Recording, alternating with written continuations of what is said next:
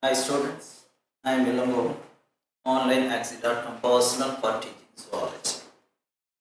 So I started about the molecular basis of inheritance, the role of DNA in determining the genetic characters, how far the DNA and RNA and others in taking part in controlling the hereditary transformation of characters from one individual to another or from the parents to simply we can say the young ones, and also the molecular structure. Now in this one we have to proceed about how far the genes being expressed. So there are two stages in order when the genes being expressed. The first stage of gene expression is nothing but the stored information, the DNA, has been transcribed to the RNA. So it is the first stage of what is called actually gene expression. And the message in the DNA has been printed or transcribed in RNA, which leads to the expression of that actually the information in the form of proteins, and that is what is called the translation. So transcription and translation are the two aspects of gene expression.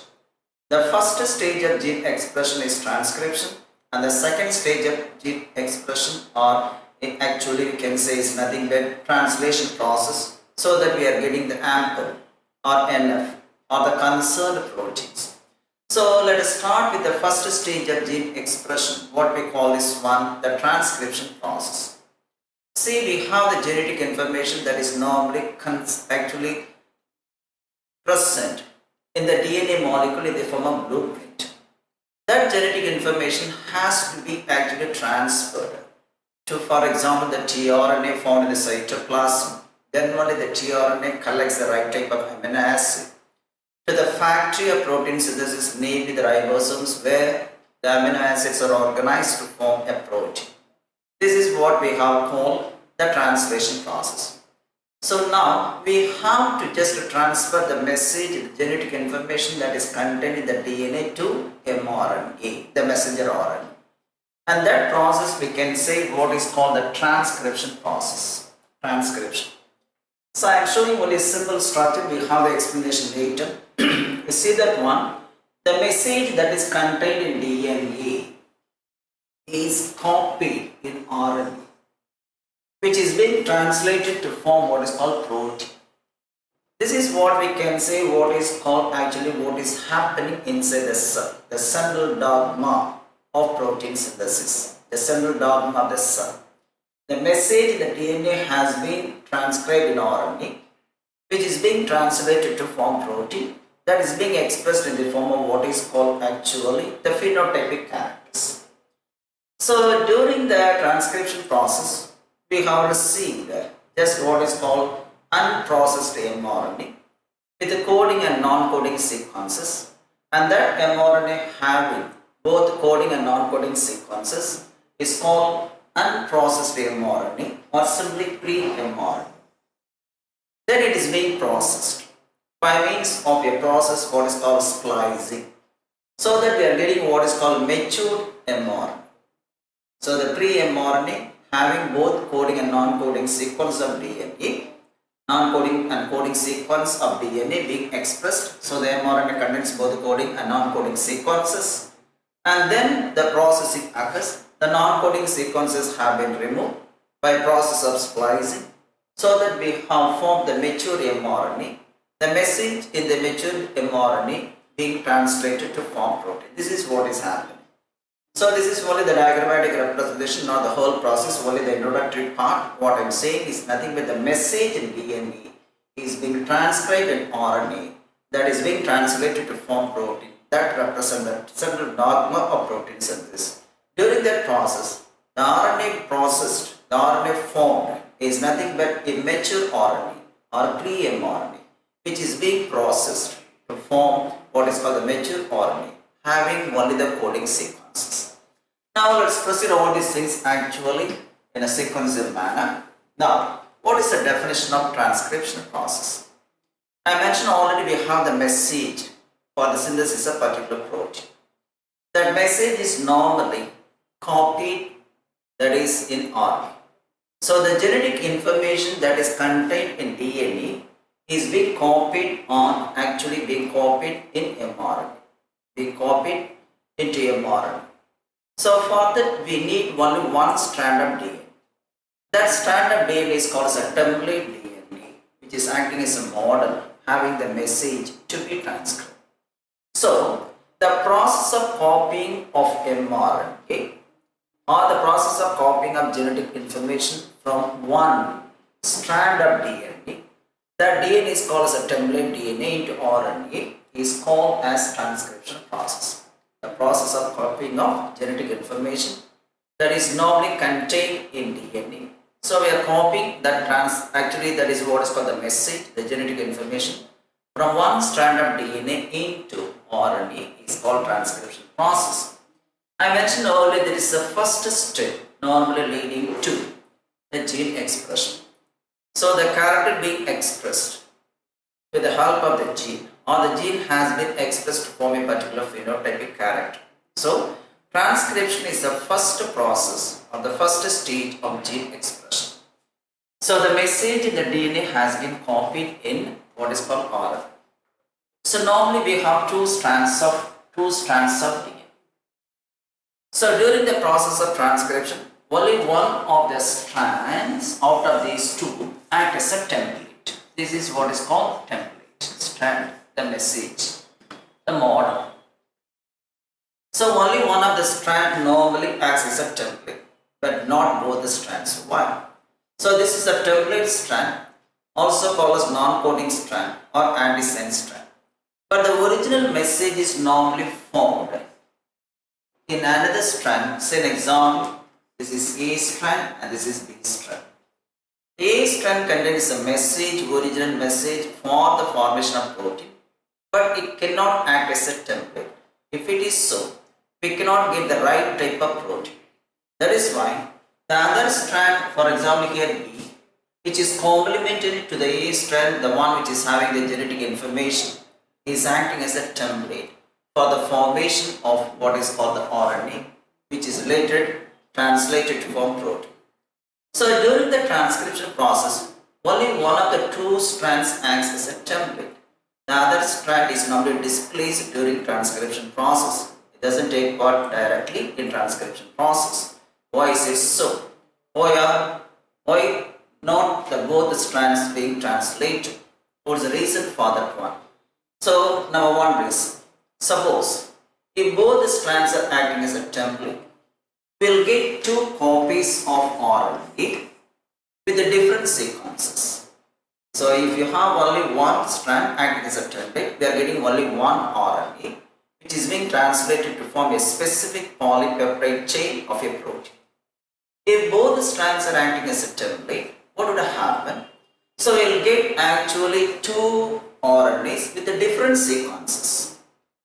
When these two RNAs with the different sequences are coding for proteins, we'll get amino acid sequences of different nature in protein would result. That's why you see that one as a rule, as per God's rule. See, only one of the strands is acting as a template. If both the strands are acting as a template, two RNAs will be produced with the different sequences. If these two RNAs with the different sequences code for proteins, then what would happen? The sequence of amino acids in the proteins would be different. That is not possible. That is why only one strand is acting as a template. This is one of the reasons why one of these two strands acting as a template. Now reason number two. Suppose if RNA molecules are produced, if both the strands are copying mRNA, so we are getting two copies of mRNA. That would result two mRNAs, two mRNA strands. So if actually produced simultaneously, if two mRNAs are produced simultaneously, what would happen? And these two strands are complementary to each other. If these two strands are complementary to each other, then they form a double-stranded RNA molecule. And this would prevent the translation of the mRNA to form the proteins, preventing the mRNA not to translate, not to undergo translation process to form protein. So reason number one, if two strands are produced, then what would happen? When they are coding we have proteins with a different sequence of amino acids will result. That is not actually add to the cell. And again, if two RNAs are produced, if both the strands are acting as a template, the resulting two mRNAs are complementary to each other, so they would form a double-stranded RNA. Once they form the double-stranded RNA, they would prevent, or this process would prevent, the formation or the translation of what is called the mRNA to form proteins. That is why only one of the two strands acting as a template strand, another strand is normally displaced during the process of transcription. So these are the two reasons why we are just actually transcribing only one strand of DNA. Now let's go further. The transcription process needs certain units. These units are normally found on DNA. So the transcription unit in DNA is normally defined in terms of three regions. For transcription process, the transcription unit is needed. The transcription unit is normally comprises of three distinct regions. So region number one, the promoter. Region number two, there is a structural gene, and that is region number three, a terminator, the one for terminating the process. Just like beginning, we need an end, and for ending the process, we need a terminator. So the transcription unit consists of three definite regions on DNA: the promoter, the second one, the structural gene. It may be one or more structural gene, and the third one, a terminator, the one responsible for terminating the process of transcription. Now let's see something about the promoter. What is the nature of the promoter? So it is nothing but a region on DNA. That is the one which initiates the transcription of a particular gene. It just stimulates the particular gene to undergo transcription, so that only we can have the mRNA formation. So a segment of DNA that is a region or segment of DNA in a gene, or we can say in the chromosome, that is the one responsible for initiating the transcription of a particular gene. And normally this promoter is located near the gene they transcribe. Suppose you have the picture, later I will show you. So these are the two strands of DNA. Let's assume this is a promoter. I am using the word T, the promoter. So this is a template strand, and this is what is called a sense strand or coding strand. Now this promoter is normally present on the DNA near the gene which is going to be transcribed. The gene which is going to be transcribed is called as a structural gene. I am using the word S. So this promoter is normally present on the same strand of DNA upstream on the DNA. So what do you mean by upstream and downstream gene? Suppose for example if you take two DNA strands, out of the two strands one is acting as a template. So in the template DNA strand, we have just promoter, and then just for example there is a region what is called the transition initiation site, or the transcription initiation site, or the transcription starting site. This is the place where we are starting the transcription process. That is nothing but the beginning part of the structural gene. And now suppose this is the starting point, TSS, I am using the word transcription starting site. And now from towards the right side, away from this one, we can see just we have gene number 1, gene number 2, that is in positive numbers. Then towards the left side, we have the genes, we are denoting in negative numbers, -1, -2, -3, like that. So this is what is called the downstream genes towards the right side, and towards the left side of what is called the transcription starting side, we have the upstream genes. So that is why I use the word here, normally it is located near the gene, the one which is going to be what is called transcribed, and that gene is called as a structural gene, on the same strand of DNA. So the structural gene, the promoter, both present on the same strand of what is called DNA. And again I am using the word and upstream on the DNA. On the upstream on the DNA. just towards the left side, towards the left side. So upstream we have -1, -2, -3. Downstream we have +1, +2, +3, like that, actually the structural genes. Now, so here I will show the picture, then only it's easy for you to understand about this one. Now this is a schematic structure of a transcription unit. I am taking 2 strands of DNA, one blue colored one, another one green colored one. The actual genetic message is normally found in one of the 2 strands, what is called a coding strand. But that strand is not to be what is called actually transcribed. The other strand, which is complementary to this coding strand, is acting as a model or a template strand. That is why it's called as template strand, or also called as non-coding strand, because it doesn't contain the original message. The original message is found in the coding strand. So it is called actually a template strand or non-coding strand or anti-sense strand. Now this coding strand is also called as a sense strand because it is having the message. Now regarding the promoter, regarding the position of the promoter, just what I mentioned earlier, the promoter is normally present just actually on the same DNA and near the structural DNA strand, near the structural gene. Now this is the promoter. It is found near the structural gene, the one which is going to be transcribed to form the mRNA, then translated to form a particular enzyme or protein. So the promoter is normally found near the structural gene, the one which is going to be transcribed on the same strand of DNA, that is here on the template strand, just on upstream. Now this is the upstream region and this is what is called the downstream, upstream on DNA. Now that means this promoter is present just towards the 3' end of the template strand, 3' end of the template strand, or just on the towards the 5' end, that is which is called as a polarity, 5' polarity. This is what is called 3' polarity. So the promoter, we can say it is normally found towards the 3' end polarity of the template strand, or towards the 5' end polarity of what is called the coding strand. Anyway, we can say either way. So most probably we are using only the template strand. So it is always located towards what is called 3' end polarity of the DNA strand. 3' end polarity just of the DNA strand, the one which is acting as the template strand. So I will just go through the notes one second. So it is located near the gene, they transcribe what is called the structural gene, and the one which is located on the same strand, and also this one is on actually the upstream on the DNA, just towards the left side, the negative side, and not towards the positive.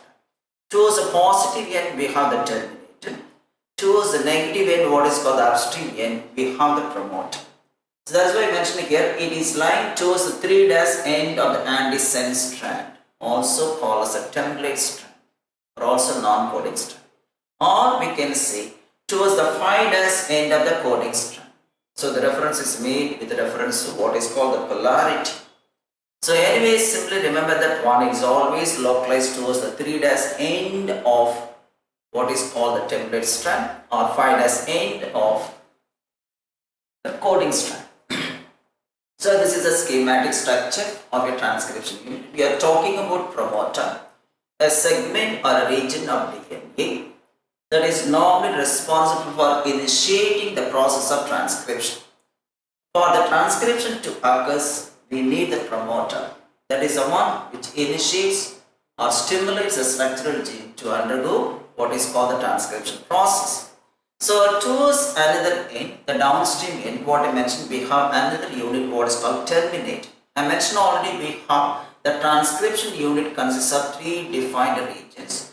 One, the promoter. Then number 2, we have the structural gene. And number 3, the one which is going to be transcribed. So only that structural gene alone being transcribed to transfer the message from DNA to mRNA, then being translated to form the protein. And this is the terminator normally found towards the downstream end of the template strand, and that is the one which stops the process of transcription, what is called as a terminator. Now we will go further. So again, just it is somewhat a complicated just a structure of a transcription unit. That is what is called the schematic representation. Once again, we are using the word promoter, and this is the terminator. So the two strands we have, this is what is called the RNA coding sequence. That means this is the template actually, that is non-template strand. So I am writing just in a different manner. This is the template strand containing the message which is being transcribed in mRNA. But the original message is normally stored in the form of RNA coding sequence, the non-template strand, what is called as sense strand, having the original message. Now we mentioned already the promoter is normally formed towards the 5' end of the sense strand or coding strand or non-template strand, or towards the 3' end of what is called the template strand, or just we can say non-coding strand or antisense strand. Now this is the starting point for the transcription. This is what is called transcription initiation site or transcription starting site, where only we have the structural gene, the one which is being normally transcribed in 5' 3' direction. 5' 3' direction. So here the message is normally transcribed. Now just away from, so I mentioned here this +1, that representing what is called the downstream gene. So this is the downstream, +1, +2, +3, like that we have the structural gene. Then away from this one transcription starting site, you can say transcription initiation site, we have the genes which are being represented in negative actually word or negative form, that is -1, -2, -3 and so on, and that represents the upstream of gene. So downstream of gene towards what is called the terminated, upstream of gene away from the promoter. So the downstream gene starts from the transition site towards what is called the terminated region, and the upstream gene starts once again just actually from, that is that transcription starting or initiation site towards the left side, that is called upstream gene. So this is actually diagrammatic representation showing how far the transcription is normally taking place because of the message that is being transferred to the RNA. So anyway, now the gene consisting of a promoter, a structural gene, a terminator gene. So all these three regions in a gene are responsible for actually the process of transcription. If any one is missing, there is no transcription has to occur, and so that there is no translation resulting in the error of transcription, abnormal protein will be produced that will affect the individual. So anyway, this is a schematic structure of a transcription unit, three regions. Now what do you mean by a promoter? What do you mean by a promoter? What do you mean by promoter? I mentioned already that is it's a region of DNA that initiates the transcription of what is called a particular gene, named the structural gene. It is normally present near the structural gene, that is on the same strand and upstream on the DNA.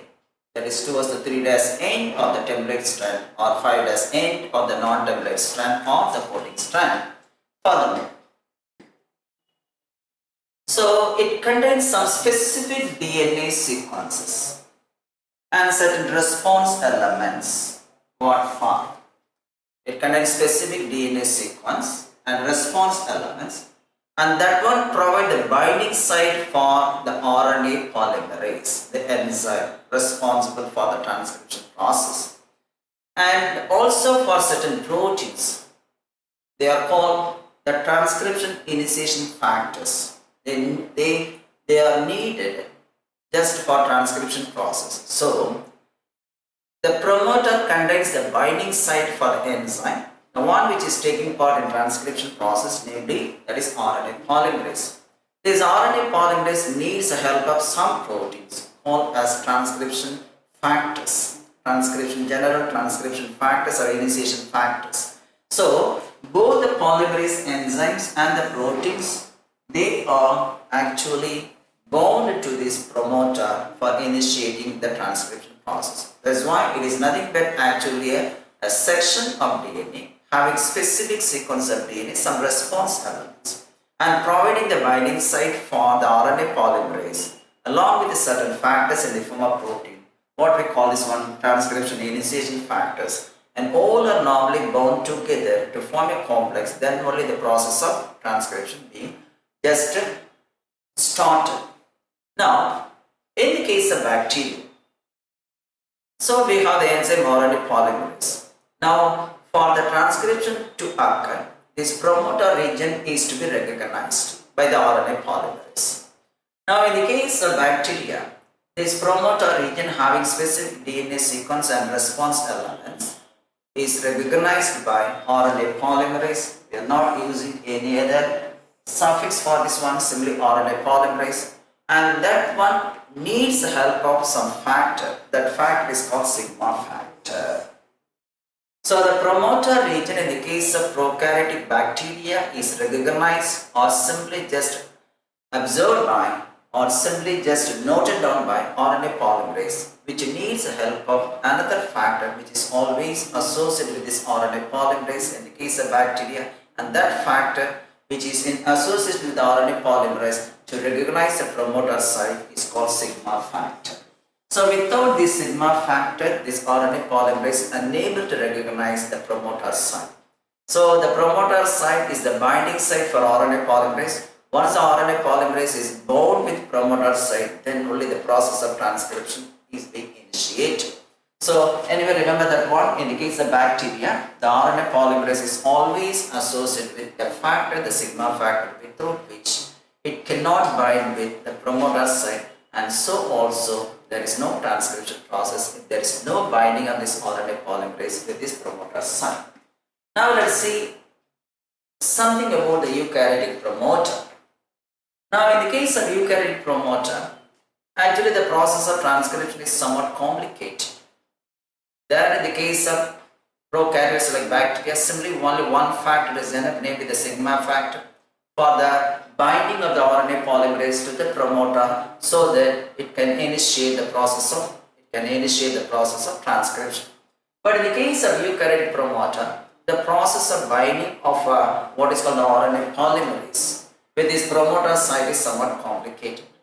This is because at least there are 7 different factors called general transcription factors are necessary for the RNA polymerase 2, because we have in the case of eukaryotic cells, there are 3 different types of polymerase: RNA polymerase 1, RNA polymerase 2 and RNA polymerase 3. But in the case of bacteria, we have only one type of RNA polymerase. That is why I didn't use the word 1, 2, 3. But in the case of eukaryotic cells, we have RNA polymerase are of 3 types. We will see about this one. What are the functions of different polymerase enzymes in the later part of the topic. So anyway, so in the case of eukaryotic promoter, that is not the binding of RNA polymerase 2. The one which is involved in transcription process in eukaryotic cells is nothing but RNA polymerase 2, not 1 or 3. Only RNA polymerase 2 alone taking part in transcription process. I will tell you the reason later. So at least 7 different factors called general transcription factors are necessary for the binding of RNA polymerase to the promoter. But in the case of prokaryotic cells, only one factor, sigma factor, is enough for the binding of RNA polymerase to the promoters. That is the main difference between these two. There the process is very simple, that needs only one factor. But here at least 7 different factors are needed for the binding of RNA polymerase 2 to the promoter. Again, so if you are taking the eukaryotic promoter, it is not uniform in all the organisms. It is of diverse nature. We have at least nearly more than 10 classes of this eukaryotic promoter. So it is not uniform in the case of all the eukaryotic cells or eukaryotic organisms. It is differing from one organism to another. That is what is called the diverse nature. It is of diverse nature in the case of eukaryotic organisms. So at least we have 10 classes of eukaryotic promoter have been identified so far. It's not uniform. Now, so actually this promoter, what we can say, eukaryotic RNA polymerase dependent, RNA polymerase 2 dependent promoter. So in the case of eukaryotic promoter, simply we can see the one which is dependent on RNA polymerase 2 but in the case of prokaryote, simply RNA polymerase. So in the case of eukaryotic promoter, the one which actually dependent on RNA polymerase 2, it contains one element what is called Tata element. One what is called a Tata element. And this Tata element is normally recognized by the general transcription factors.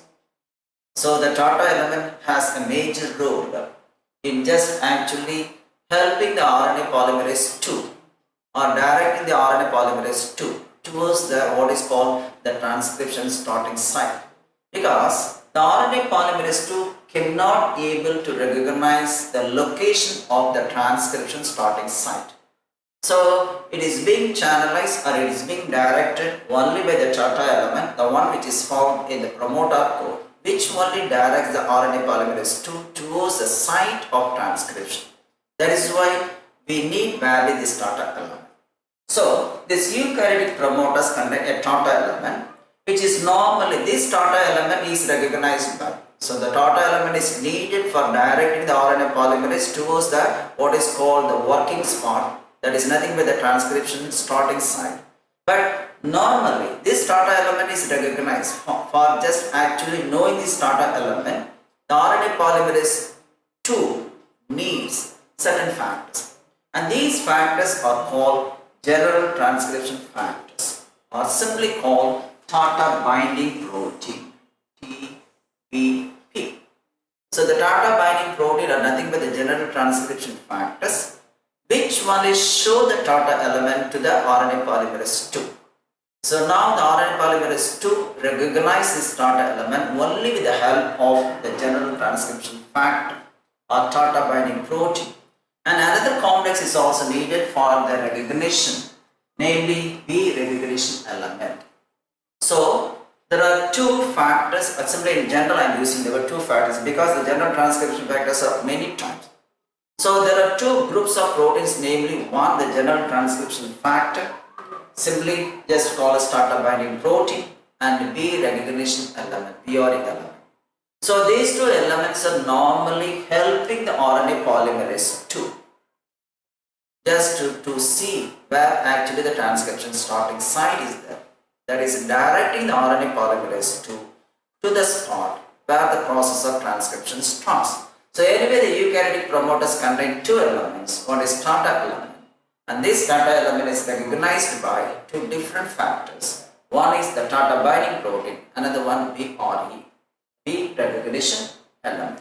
So these two elements are normally actually the factors. The B recognition element, namely BRE, or simply we can say TBB and BRE are responsible for just actually recognizing the Tata element, helping the RNA polymerase to recognize the Tata element of the promoter. Don't forget this Tata element is found only in the promoter.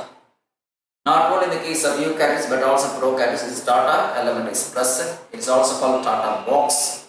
The Tata box is now recognized by the RNA polymerase 2 with the help of two factors. One, a general transcription factor, nearly more than 7 different proteins, and also BRE, B recognition just element.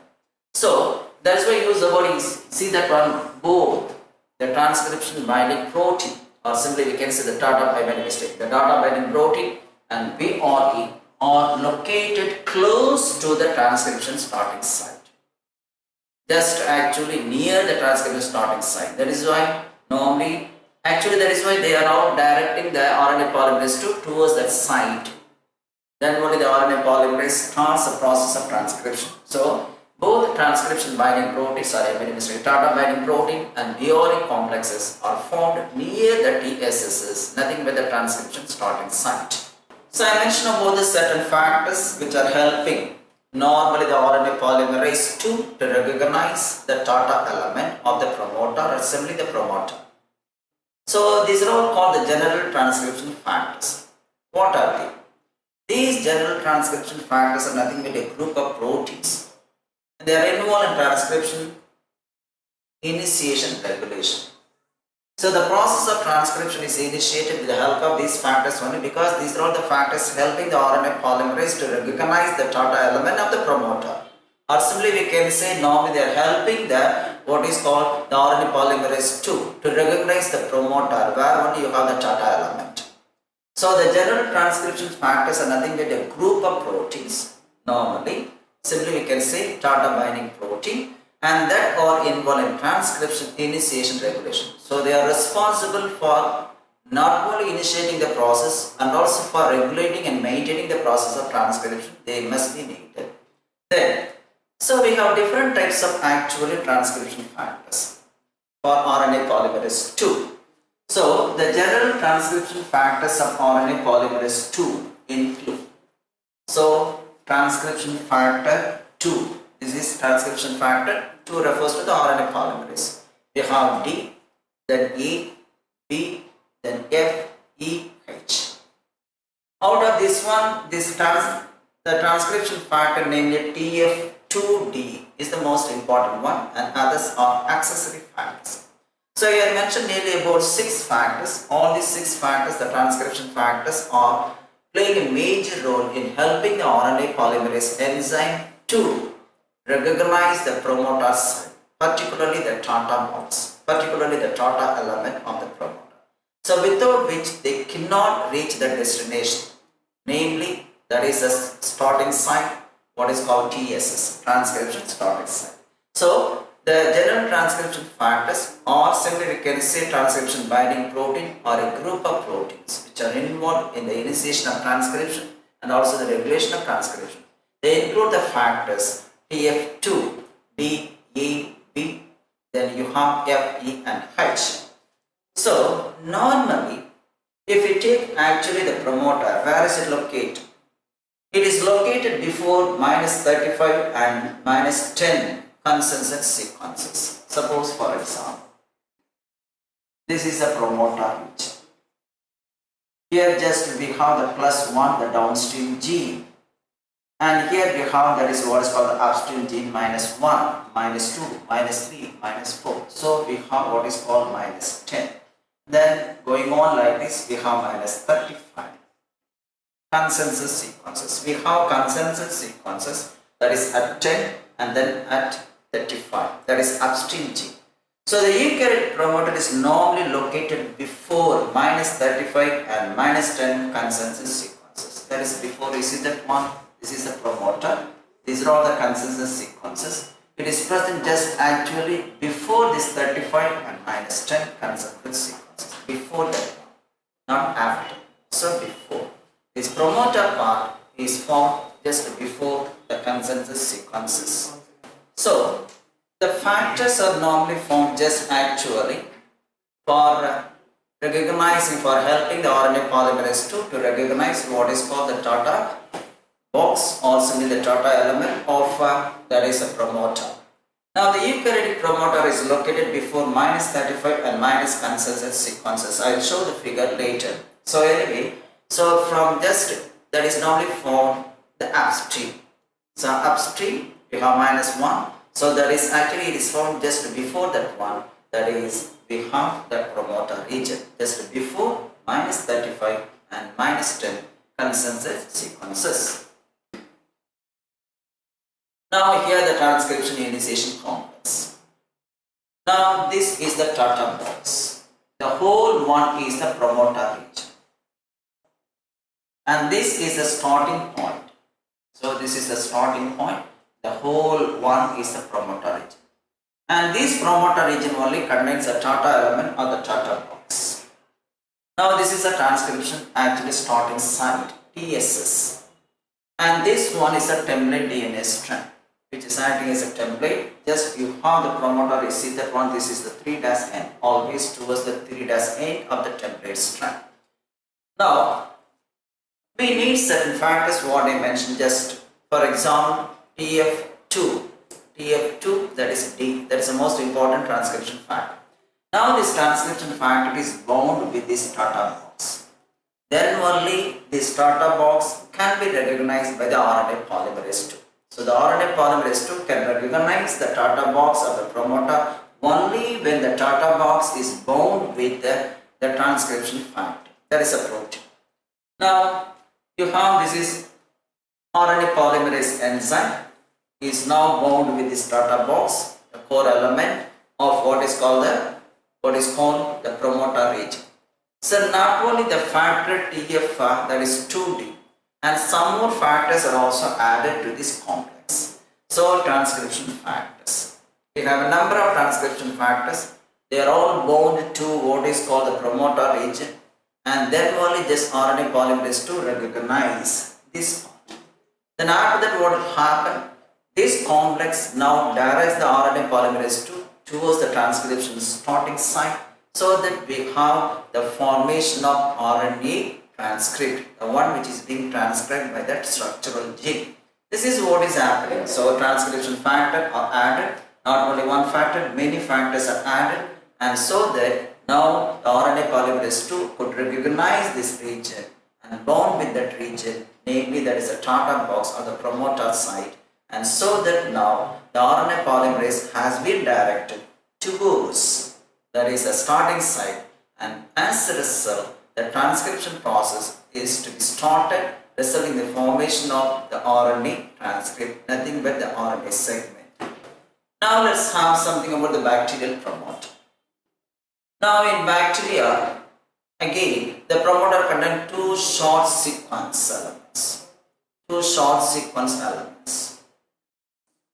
There I mentioned only one, that is what is called Tata box.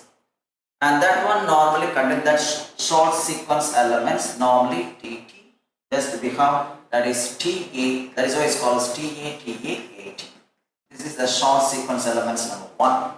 So in the case of bacteria, the promoter contains not only just what is called the Tata element, which is nothing but a short sequence, consensus sequence, having simply, you see that one 6 nucleotides, TA. And another sequence, what we have, for example, TTGACG.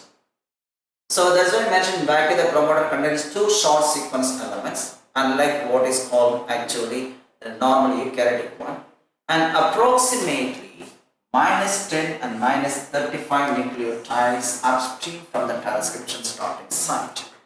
So we have one sequence, just you see that one at 10, that is at -10. It has a consensus sequence, namely TA80. So the sequence TA80 is found towards the actually -10 nucleotide, that is upstream. And whereas this one, the sequence that is TTGACG, this is another consensus sequence normally found at -35, what is called nucleotide. So that is why I mentioned just in the case of prokaryotes or in the case of bacteria, there are two short sequence elements, approximately -10 and approximately -35 nucleotides. The location, upstream from the starting point of the transcription. So at 10 we have what is called the Tata box in the form of the elements, the consensus sequence, namely TA80, and at 35 you'll see in the picture we have another sequence, consensus sequence, having TTGACG. So these are all the two elements responsible for attracting the RNA polymerase towards it. Then only the RNA polymerase is to be directed toward the starting site. So the main idea of this one, what is called the promoter or the Tata box, or we can have for example the sequence elements, and they are all responsible for attracting the transcription factors, so that the transcription factor is bound with these elements, and so that only the RNA polymerase can recognize. In the case of eukaryotic promoter, we have it is called RNA polymerase 2, but because in the case of eukaryotes there are 3 different types of RNA polymerase, but in the case of prokaryotes we have only one type of RNA polymerase. That is why the single RNA polymerase can recognize these two short sequence elements named as Tata80 and also TTGACG. These are all recognized by RNA polymerase and also by the transcription factors. So once the transcription factors are formed, bound with what is called the promoter region or these two sites, then simply the polymerase enzyme can recognize that spot, and it is also bound with that one to form a complex. Then it's been directed towards the TSS region, the transcription starting site, to begin the process of transcription. Now Tata box. A few words about the Tata box. What is a Tata box? It is also called Goldberg-Huggnes box. Goldberg-Huggnes box. Because these two persons normally just discover this one.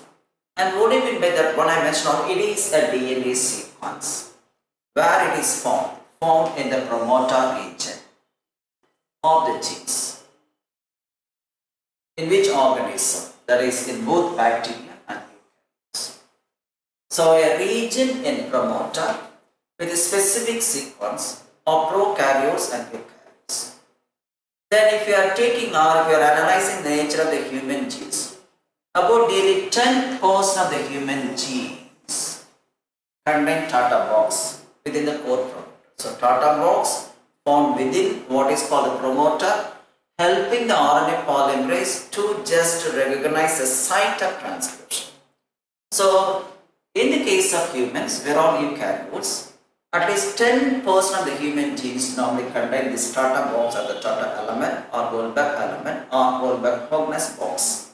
That is within the core promoter. Don't forget this Tata box is found within the core promoter, not only Tata box, then the sequence, just what is called TTGACG in the case of bacteria. That is also found within only the promoter, just in the upstream region.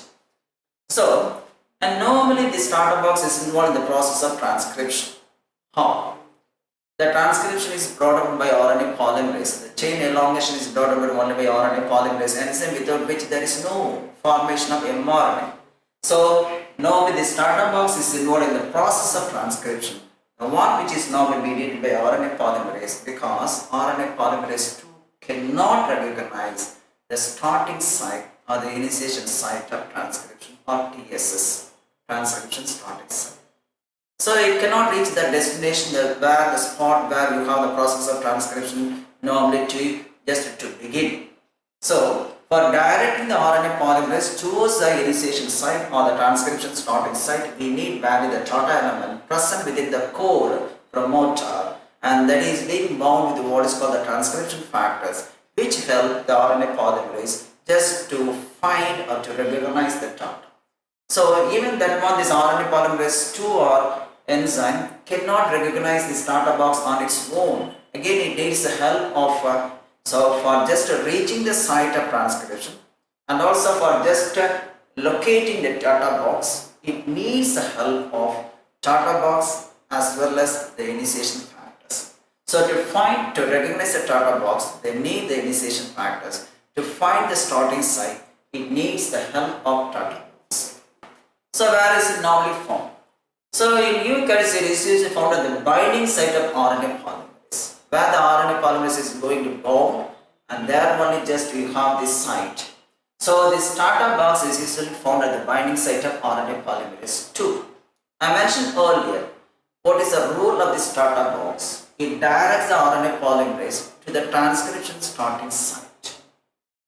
Since actually the RNA polymerase has to reach that spot for initiating the transcription process. So the main function of the Tata box is directing the RNA polymerase to reach the initiation site, towards the initiation site.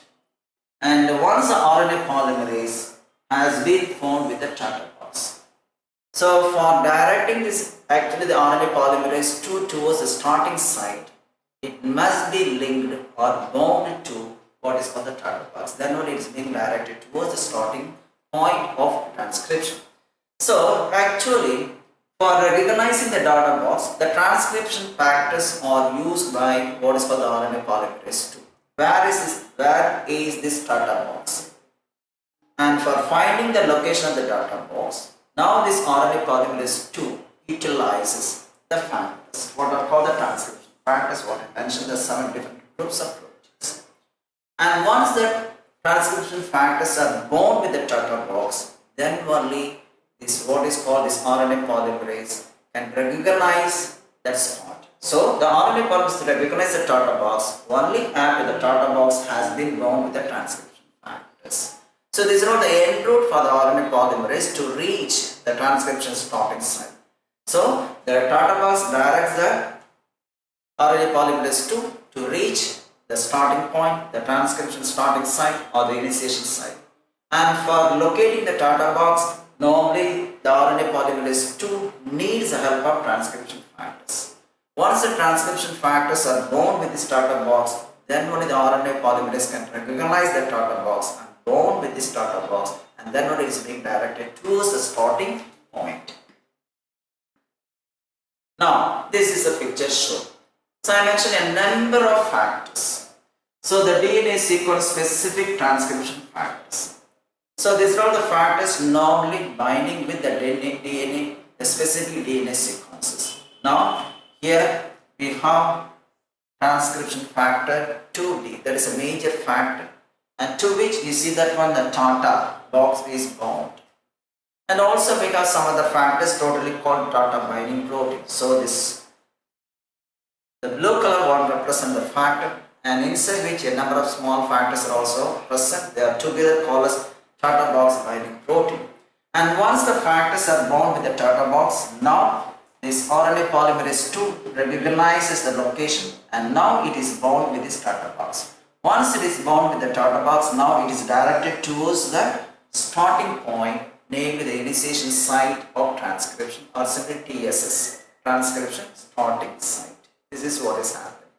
So anyway, we need the help of the Tata box as well as the transcription factors for the RNA polymerase II to reach the transcription site. That is the main function of the Tata box. The one which is found, don't forget, is found within what is called the promoter.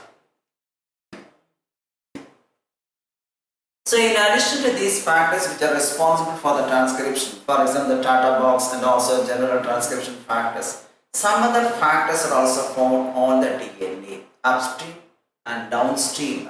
That is what is called the promoter, either towards the upstream region or towards the downstream region. That is from the promoter we have certain other factors. They are called as the regulatory factors. So there are additional regulatory sequences, or what we can say the DNA sequences, considered as the factors that may be present for the upstream or downstream to the promoter. So either towards the left side or towards the right side of the promoter, there are certain regulatory sequences of DNA. They are all responsible for just actually maintaining the process of transcription. So what are the different DNA sequences? Those DNA sequences are actually, normally they are beyond the core promoter, just beyond the promoter. They are not present within the promoter, they are present beyond the promoter, and they include some enhancers which enhance the process of transcription, some silencers which stop the process of, or which actually suppress the process of transcription, and also some insulators. So the regulatory sequences are nothing but DNA sequences present in addition to the promoter. They are all responsible for just doing the process of transcription, which include the enhancers of transcription, the silencers of transcription, and insulators of transcription, additional factors. Now, so for the transcription has to take place, what I mentioned, we need one of the strands acting as a template. Another strand is actually not acting as a template. The message, but the original message is there only in the coding strand, but not in the template strand. So if the coding strand is being transcribed, we cannot get the direct sequence which can be translated to form protein. That is why the original message strand is not acting as a template. The complementary strand only acting as a template. That is why it is called as a non-coding strand or antisense strand. So out of the two strands of DNA, one strand is called non-coding strand or antisense strand or template. So when two strands separate, now I am taking two strands, strand A. So this is I am taking 5 dash, 3 dash dash, and this one is running in 3 dash, 5 dash direction. So this one is running 5 dash, 3 dash direction, and this one is running 3 dash, 5 dash direction. So both the strands are anti-parallel. Now this strand is called as a coding strand, the one which is having a message. And this strand is called what is known as antisense strand or template strand, which is actually is only a template or model but doesn't have the original message. That's why it's called as non-coding strand or antisense strand or template strand. The template strand is always running in 3 dash 5 dash direction, and the sense strand is always running in 5 dash 3 dash direction. See, either DNA replication or RNA synthesis or protein synthesis. All these things happen to occur only in one direction, that is in 5' 3' direction. Even during the elongation of the protein polypeptide chain, it occurs only starting from 5' to 3', N-terminal to C-terminal. Even the synthesis of RNA, it always occurs only in 5' 3' direction. Even the replication of DNA, it always occurs in 5' 3' direction. This is a common rule. Either the replication of DNA or the synthesis of mRNA or the elongation of, that is what is called actually the polypeptide chain during the translation process, all happens to occur in only one direction, namely that is 5' to 3' direction. Now what do you mean by non-coding strands? So when two strands of DNA separate, only one strand is acting as a template. The template strand is nothing but the one which is running in 3' and 5' direction. Okay, which direct the synthesis of RNA, the one which is being synthesized, what I mentioned, this is mRNA. That is in 5' 3' direction. The synthesis always occurs only in 5' 3' direction. That is why we need a template which should be always 3' 5' running in 3' 5' direction. That is why I mentioned here the two strands of DNA separate. Only one of the two strands with the polarity 3' 5' acts as a template for the transcription into mRNA. So the message is being transcribed just from this complementary strand, and the message is normally transcribed in 5' 3' direction. This is the starting point and that is the ending point. Where you have the terminated is formed. Where you have normally in the case of mRNA, just we have this 5' and it is moving towards this direction. And once the transcription process has been completed, it is being stopped by the terminated sequence of DNA. Okay, so this strand is called the non-coding or template strand, or also antisense. Second one, see here I am taking this is the template strand or non-coding strand. So it runs, you see that one 3' 5' direction, and this is a messenger RNA that is being transcribed by this template strand. So these two are complementary to each other. So C in the case of DNA, and in place of that one in mRNA we have G, because actually the template strand or the non-coding strand is complementary to the mRNA strand, excepting that in place of thymine we have uracil. That's the main difference. See that one.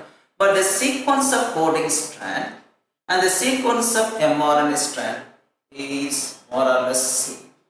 The sequence in the coding strand and the sequence in mRNA is same, except that in place of what is called thymine, for example, if you are taking in the case of this coding strand, now in mRNA we have U, that is a 1. That is the main difference. But actually the sequence in coding strand is more or less similar to, I am using the word more or less because except that this one U and T. Otherwise you have G, here also G. A. So the sequence in messenger RNA and the sequence in coding strand would be same, except that in place of uracil and in place of uracil we have thymine. But if you are comparing the template strand or the non-coding strand with this messenger RNA, these two are complementary to each other. So this is exactly same, and these two are complementary to each other. Namely, this template strand and the messenger RNA bases are complementary to each other. Whereas if you are comparing the coding strand and the messenger RNA, the bases are exactly same, except that in place of that is thymine in DNA, in the case of RNA you have uracil. This is one thing. Now let's see about what we have the coding or sense, what I mentioned earlier. So the other strand which has the polarity 5' 3' direction, and the sequence I mentioned already same as RNA. The sequence of coding strand and the sequence of mRNA is same, except thymine at the place of uracil. So you have G and G, you have A. But in place of thymine in DNA, that is in mRNA you have uracil. So this actually strand is displaced during transcription, not being utilized. And this is what is called actually the coding strand, also called sense strand, because the message is there only For to incorporate the correct sequence in mRNA, we need actually the sequence in both mRNA and DNA coding strands should be similar. And that is why we are taking the complementary strand of DNA acting as a template to direct the transcription or the synthesis of mRNA. So this is what is happening, the difference between this coding strand and the non-coding strand. The non-coding strand is acting as a template. The coding strand contains a message. Though it contains a message, it is being received here during the process of transcription. It is not involved transcription directly. The complementary strand only acting as a template, and that one that is in 3' 5' direction, and that directs the synthesis of RNA in 5' 3' direction. The basis in mRNA and then that is what is called the coding strand would be similar, except that in place of thymine you have uracil. But the complement actually, but in the case of mRNA and the non-coding strand, the bases are complementary to each other. There also we have just in place of uracil and thymine, but normally they are complementary to each other, but here similar to each other, that is between the coding strand as well as that is mRNA. So with this just I concluded because of wonder time. We will continue further about more about this transcription process in the next class. Thank you. Till then, goodbye. Now class is complete.